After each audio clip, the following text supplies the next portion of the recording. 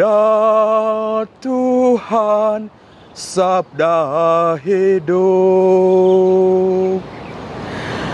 Para sahabat yang terkasih, selamat berhari Minggu, khususnya di Minggu Pentakosta ini.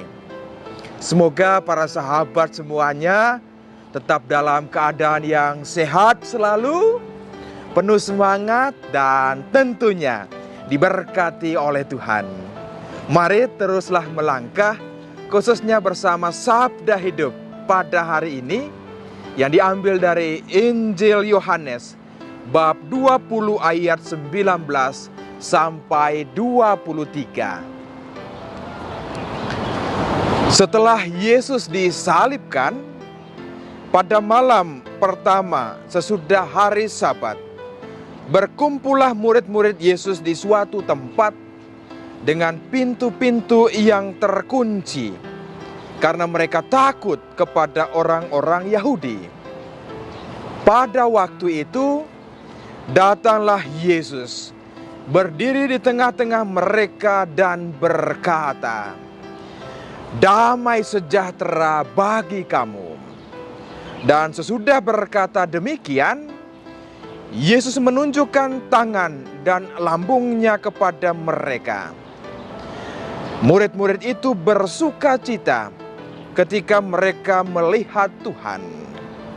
Maka kata Yesus sekali lagi, "Damai sejahtera bagi kamu.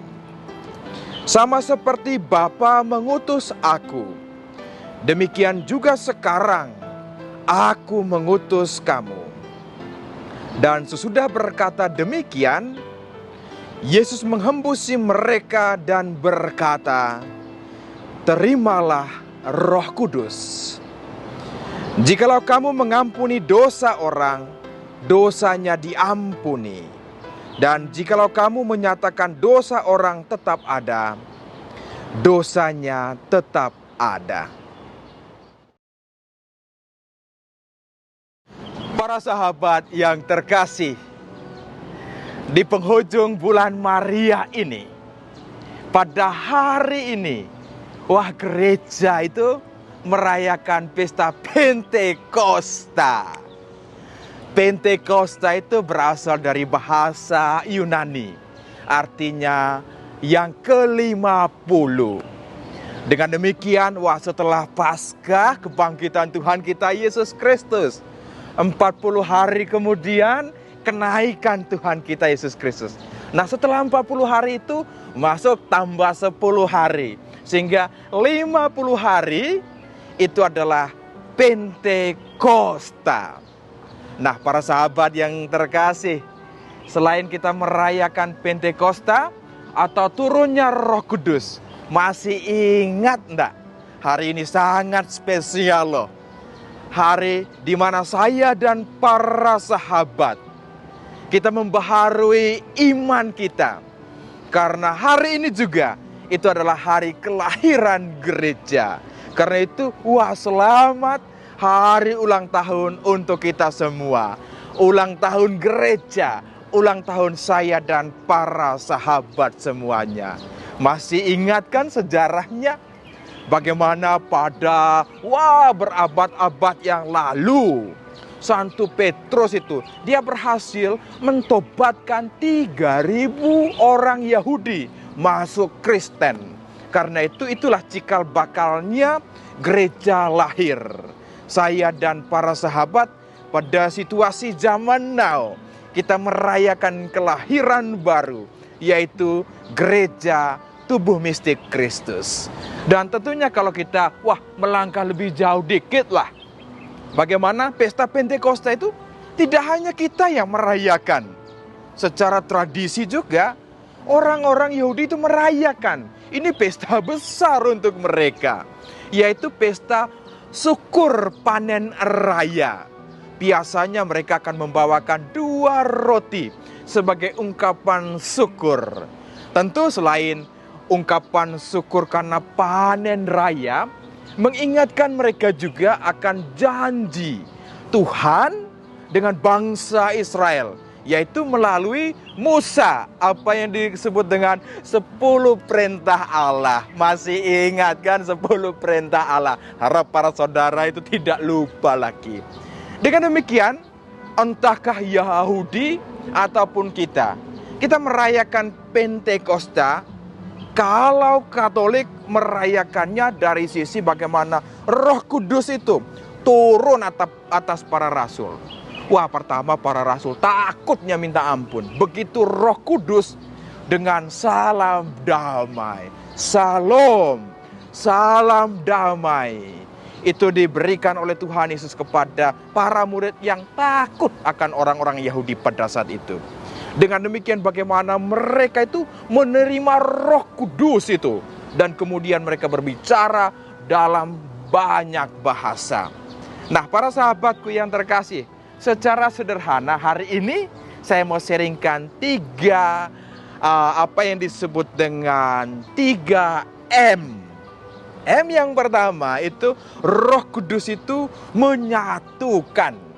Wah, perbedaan itu ada karena bagaimanapun setelah Yesus mati di kayu salib, kemudian para murid kesana kemari karena tidak tahu lagi mau buat apa. Apalagi ketakutan pada saat itu biasa. Nah, kemudian bagaimana Tuhan Yesus menyatukan itu? Menyatukan mereka supaya mereka sungguh-sungguh melaksanakan Injil ini, menyebarkan kemana-mana. Dengan demikian bagaimana Roh Kudus itu tidak pernah memecah belahkan. Kalau yang memecah belahkan itu bukan Roh Kudus, ya Roh kuda lah gitu. Artinya bagaimana orang-orang buatnya sendiri-sendiri demi kemuliaan diri sendiri, tetapi bukan demi kemuliaan Tuhan. Ini M yang pertama, mempersatukan. Nah, M yang kedua, bagaimana Roh Kudus itu membaharui. Dalam situasi para murid, ketakutan itu ngeri sekali pada saat itu. Tetapi kemudian ketika Yesus menampakkan diri kepada mereka, maka kemudian iman mereka itu dibaharui. Tidak ada lagi ketakutan. Mereka berani sudah keluar. Kemana-mana memberitakan tentang kebangkitan Yesus. Nah, kalau konteks sekarang bagaimana membaharui dengan COVID-19, apa yang disebut dengan istilah baru itu keren sekali loh. Istilahnya new normal. Itu berarti dalam situasi seperti ini kita dibantu untuk masuk kepada new normal. Artinya entah cara berpikir lalu cara bertindak kita juga itu dibaharui sungguh-sungguh. Artinya bagaimana kita mempersiapkan diri. Contoh berhadapan dengan COVID-19. Kita berusaha untuk olahraga lebih banyak, jaga kesehatan, dan mengikuti aturan protokol yang ada. Ini namanya itu new normal, melangkah kepada sesuatu yang lain. Atau bisa juga dalam karya pewartaan seperti ini, sebelumnya nggak ada mungkin artinya Zoom, doa bersama. Tetapi dengan yang ada sekarang kita bisa berdoa bersama walaupun lewat online. Ini juga salah satu new normal. Dengan demikian kita dibaharui, gereja selalu dibaharui oleh Roh Kudus. Nah, M yang terakhir itu adalah melayani. Karena Roh Kudus itu melayani, gereja melayani, saya dan para sahabat untuk melayani. Karena itu bagaimana pelayanan itu dalam konteks Injil hari ini. Yesus mengatakan mengampuni. Siapa yang tidak pernah buat salah? Pasti kita semua pernah buat salah. Tetapi hati yang begitu besar untuk mengampuni, itulah Pentakosta yang sesungguhnya. Berani mengampuni, keluar dari diri sendiri dan mengatakan, Tuhan, sesama saya bersalah. Dengan demikian Pentakosta itu menjadi sebuah pembaharuan yang sungguh-sungguh melayani dalam kehidupan. Kalau tidak sampai kepada pengampunan, berarti Pentakosta itu belum masuk ke dalam hati kita. Seperti kata Paus Fransiskus, itu ibarat batu dengan semen loh. Disatukan. Pengampunan, pelayanan ini disatukan, maka menjadi kuat. Karena itu pergilah kemana-mana, mengampuni. Memang tidak mudah mengampuni, itu butuh waktu. Tetapi Tuhan yang pertama dan utama mengampuni saya dan para sahabat. Karena itu pergilah, memeluk kekurangan diri sendiri, memeluk kekurangan orang lain, maka kita menjadi orang-orang Katolik yang kuat. Pergi mewartakan Injil. Mencintai kelemahan gereja itu jauh lebih penting daripada lompat ke sana kemari mencari kesempurnaan. Itu tidak pernah kita dapat. Gereja adalah kita dengan segala kekurangan dan kelemahan. Karena itu nikmatilah, peluklah gerejamu itu, dan rasakan bahwa Tuhan Yesus, Roh Kudus itu berjalan bersama-sama dengan kita. Inilah Pentakosta yang sesungguhnya membaharui hati kita, membaharui iman kita untuk kembali ke 3M. Menyatukan, membaharui, melayani. Dan bahasa cinta kasih itulah bahasa kita semua. Seperti kata Santo Yosef Freina de Metz, dia berkata, bahasa yang orang semua ngerti itu adalah bahasa kasih. Mari di hari Raya Pentakosta ini, pergilah kemana-mana, wartakan bahasa kasih Tuhan dengan penuh kerendahan hati, pengampunan. Maka kekuatan-kekuatan cinta Tuhan, jiwa-jiwa pembebas itu menyatukan kita dan dunia. Mari teruslah melangkah. Tuhan Yesus memberkati. Bunda Maria merestui. Amin.